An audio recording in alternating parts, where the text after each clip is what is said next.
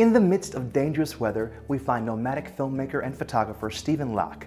With every moment, he prepares to capture Mother Nature's fury on camera. Here, we join his journey into the storm.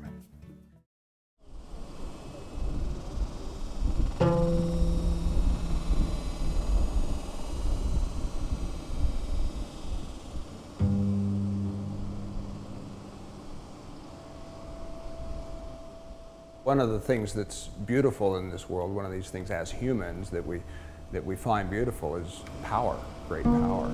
And thunderstorms have great power.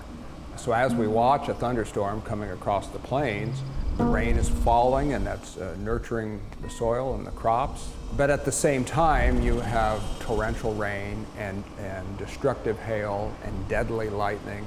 So when you're watching a supercell thunderstorm, with or without a tornado, you're watching the act of creation and destruction simultaneously. Storms, of course, are very dramatic and very exciting, especially on the Great Plains. Oklahoma, Kansas, Nebraska, those center states right through the middle of the country, these have the strongest storms in the world. Well, the season is generally springtime into early summer.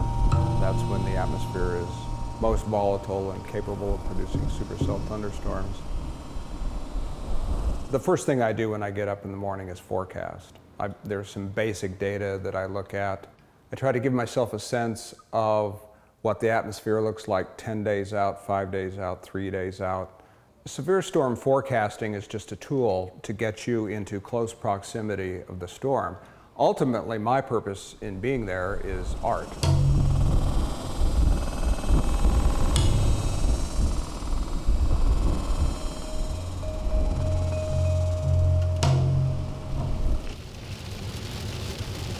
But I bet you this may be the storm that moves into Kansas. Relax. Still grip the wheel, you know. It's a little tense.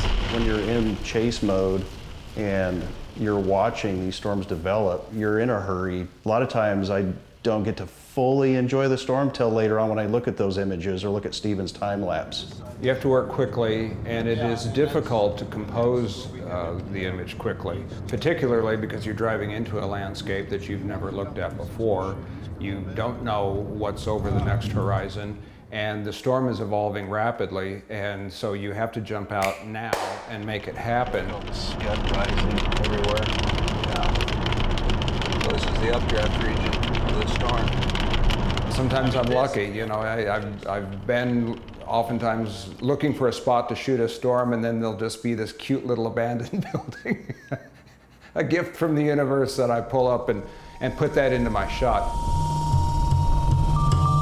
I like for myself and for my viewers to see how the storm evolves. I want people to be able to look at my time-lapse movies and look at that and say, yeah, I can see how a supercell moves.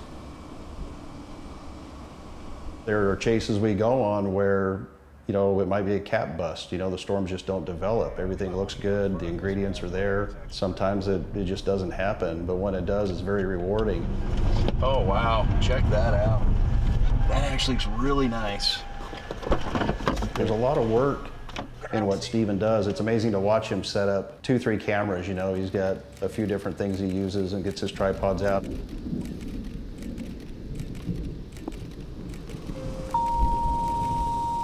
I was initially disappointed in the structure of that storm, and at the time I was shooting it, I really didn't feel good about what I had, but when I got back and looked at the images and the time-lapse on the computer screen, I actually was pretty impressed with the quality of the light coming from the sunset.